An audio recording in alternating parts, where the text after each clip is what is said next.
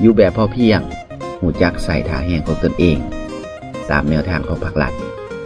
สร้างเศรษฐกิจเอกราชเป็นเจ้าตนเองตอนนี้เจ้าอยู่กับหัดพาเบิงเมื่อนี้ค่อยออกมาทางบ้านละยาวเหนือมาเทียงนาของไอ้ซักผู้ที่เพิ่งพาตนเองได้โดยอาศัยเลี้ยงงานกสิกรรมปลูกฟางเลี้ยงสัตว์เป็นหลักเพิ่นเล่าสู่ฟังว่ายามฝนเพิ่นกะเฮ็ดหน้าปีส่วนว่ายามแล้งเพิ่นกะเลี้ยงสัตว์ประเภทเป็ดไก่ใส่ชีวิตแบบพอเพียง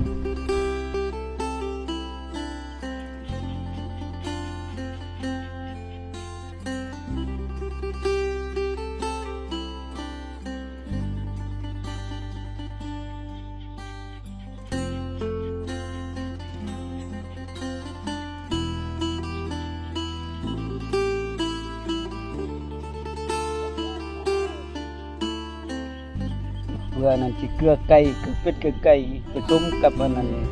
ห้ โอ้เลี้ยงแหนแดง ำแหน่แดง อืม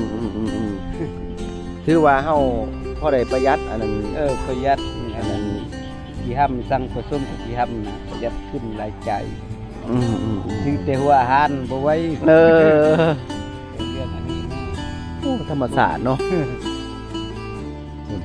พี่น้องเลยดินฮอดไซนี่ ทิศปลาตัวนั้นมีปลาเบิ่งหันทิศหน้าเขาเบิ่งหันกอดกุ้งไม้อันนั้นกระซ่า จักเฮกตาร์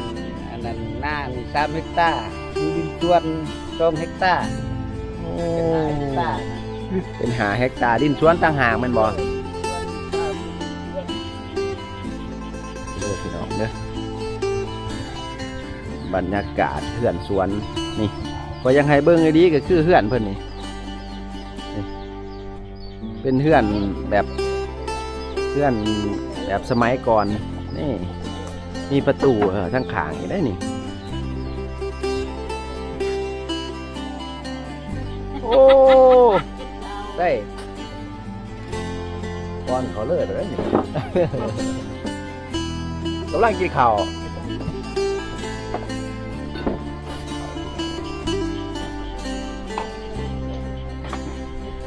บรรยากาศแบบสวน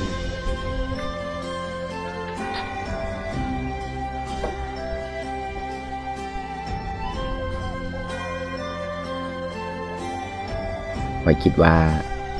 การใส่ชีวิตในปัจจุบันถ้าผู้ใดหูจักนำใส่ท่าแห้งที่ตนนี้มาพัฒนาชีวิตการเป็นอยู่และหูจักความพอดีกับเป้าหมายที่ชัดเจนของชีวิต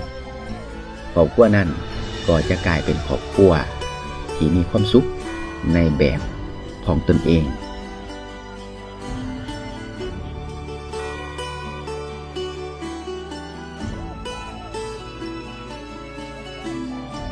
ขอบคุณ